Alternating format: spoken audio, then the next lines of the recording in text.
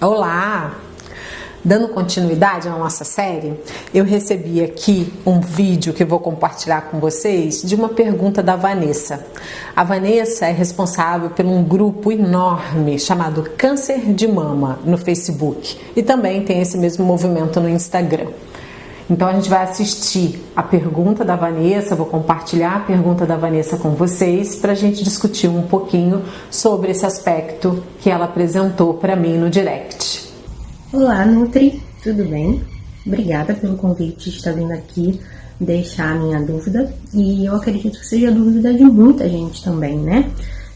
Não sei se você lembra na live que a gente fez lá pelo grupo do Câncer de Mama, a gente falou sobre farinha de trigo.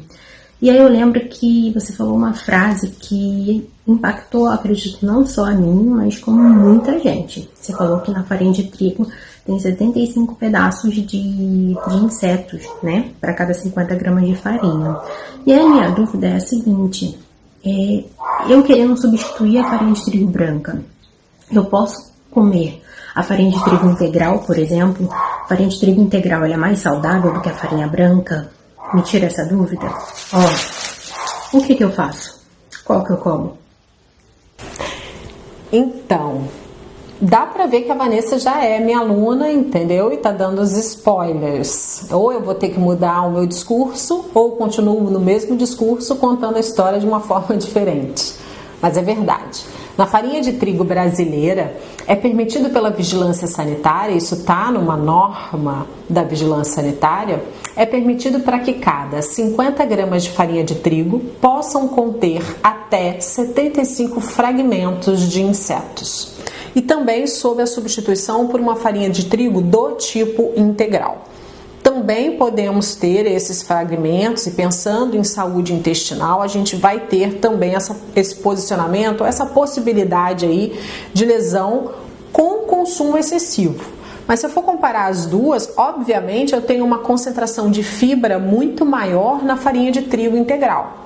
E aí a gente já vê como o consumo alto de fibras, cereais integrais, frutas, verduras e legumes está relacionado à menor possibilidade de câncer de mama em mulheres. Então eu tenho que sim indicar para que o consumo seja sob forma integral. Mas na hora que a gente vai olhar a farinha de trigo integral, ao se preparar um bolo, será que é interessante a gente utilizar somente a farinha de trigo integral? E aí eu comecei a refletir sobre isso. Eu acho que eu indicaria colocar também, Vanessa, por exemplo, um mix onde você pode colocar farinha de trigo integral com aveia.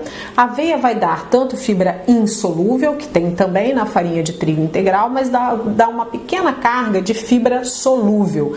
Fibra solúvel é aquela que não é solúvel nos líquidos ali intestinais.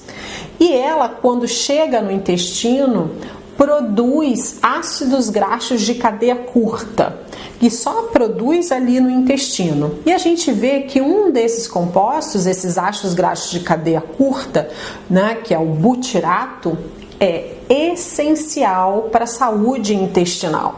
Então, com a aveia, eu dando essa fibra solúvel, vai ser digerida e vai gerar ácido graxo de cadeia curta lá no intestino, me gera o butirato, e o butirato tem uma presença, uma importância muito grande ali naquele meio intestinal e na saudabilidade em nível intestinal.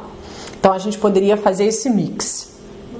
Com a aveia eu também dou uma concentração bem interessante, magnésio e de zinco, fazendo esse mix.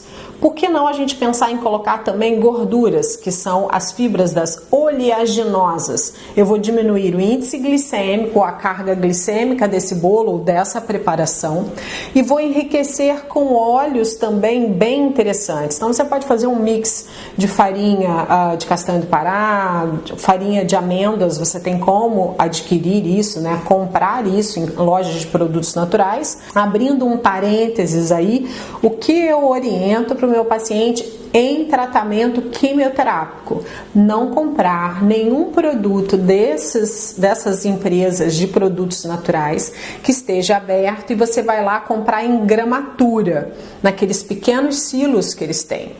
pacientes em quimioterapia têm que comprar esses produtos, mesmo que de fonte natural, de empresas que já estejam com o saquinho embalado a vácuo e no verso tenha selo de inspeção federal, tem que ter o CIF. Só assim consumir. Aqueles que compram em gramatura, não é o melhor momento, a gente não sabe quanto tempo está armazenado ali. A possibilidade de você fazer algum tipo de contaminação ou toxinfecção alimentar é maior, porque a sua imunidade está diminuída pela ação do quimioterápico, ok? Não sendo isso, compre em gramatura e cria o seu mix de farinhas, onde você pode colocar farinhas de oleaginosas também. Você vai ter uma dose maior de gordura, vai ter fibra também, vai ter óleos essenciais, óleos importantes para você fazer esse bolo. Bolo remete muito ao nosso histórico alimentar, familiar, uma relação emocional muito grande que a gente tem com o bolo. Ontem ou anteontem, numa live com a Suzana Naspolini, aquela repórter, a Jo, da Amigas do Peito Por Aí, estava conversando com ela falando da memória emotiva que ela tem com bolo. Segundo ela, bolo, a casa que tem bolo, para ela remete à casa de uma família feliz. Então, eu não acho que a gente tem que pegar e desassociar isso, o indivíduo não ingerir o bolo, mas aí a gente tem que pensar melhor nessa preparação. Penso nesse mix de farinhas.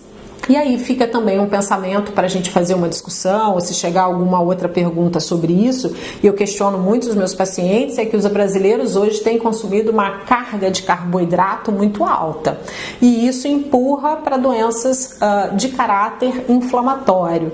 Então a gente repensar essas nossas escolhas, e aí dentro desse pacote ingestão alta de carboidrato, entra a farinha de trigo, entra os pães, entram essas fontes de cereais. Aí eu vou colocar cereais não integrais, ok? Porque como eu falei, se a gente fizer um consumo alto de cereal integral, a gente tem, pelo contrário, né, uma minimização da chance dessa mulher, né, já que eu tô falando com a Vanessa, que é do grupo câncer de mama, então eu tô generalizando e colocando no feminino, a gente tem uma possibilidade muito menor dessa mulher vir a desenvolver o câncer de mama.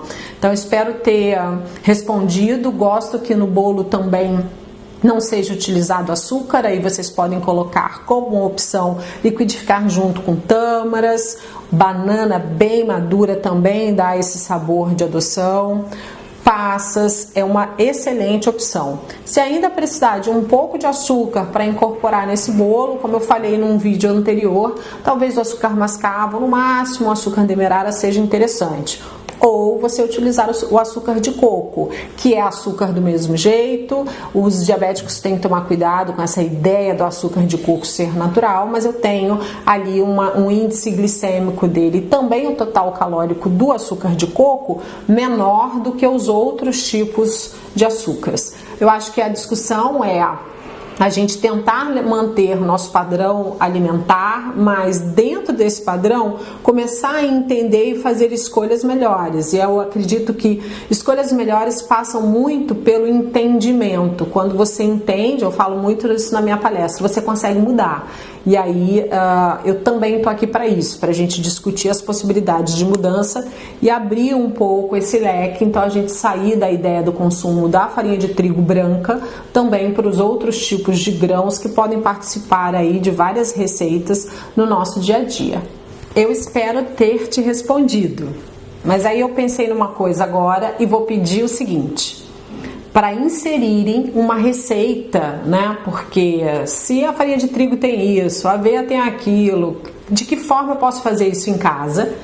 De forma segura, mais limpa, e aí você tem a sua farinha que você produziu e também com menor custo, porque isso me questionam muito no consultório, e quando não, eu também não me sinto confortável quando eu faço prescrições que eu sei que vão impactar demais no custo para o segmento daquela dieta.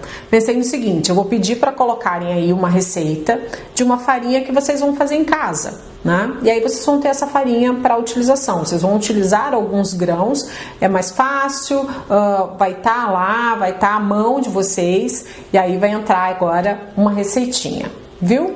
Até o próximo vídeo da série Oncológicos. Uma beijoca vitaminada.